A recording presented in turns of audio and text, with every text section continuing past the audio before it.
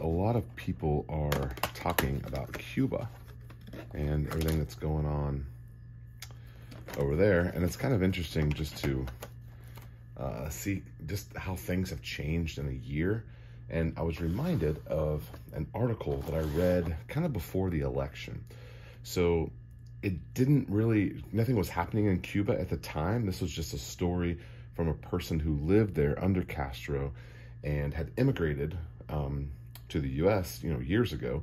And then they were writing this letter to say, hey, the socialist agenda is no good. And so this kind of had more to do with the election, but I think it's really interesting how accurate this is for right now. So I'm going to read you this letter. It's from a guy named Pete Diaz, and I believe that this was in the American Rifleman magazine. So take a listen.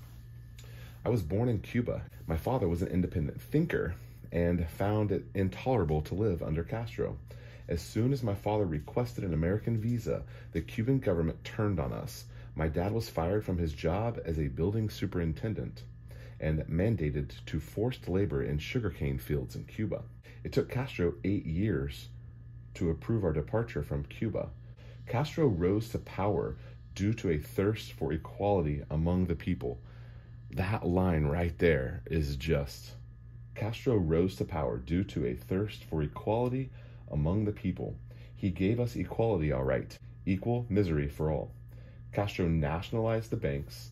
Many of the entrepreneurs fled the islands, taking with them those jobs and that ingenuity.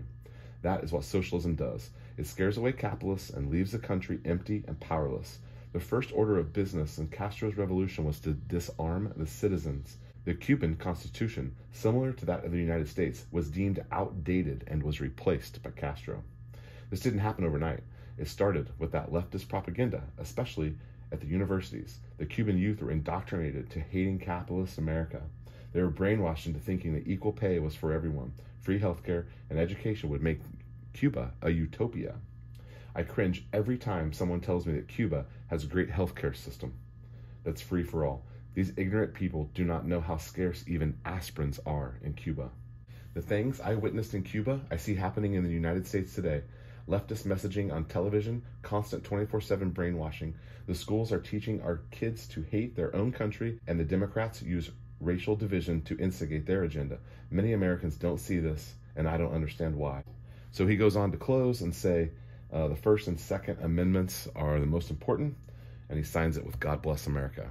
Sometimes I feel like the news does these back and forth things where it's like, hey, look here, and this is what's going on, and then it's like, hey, look over here, and then this is what's really going on. It's really frustrating. Anyway, thanks for watching. Eagle Run 23. We'll see you next time.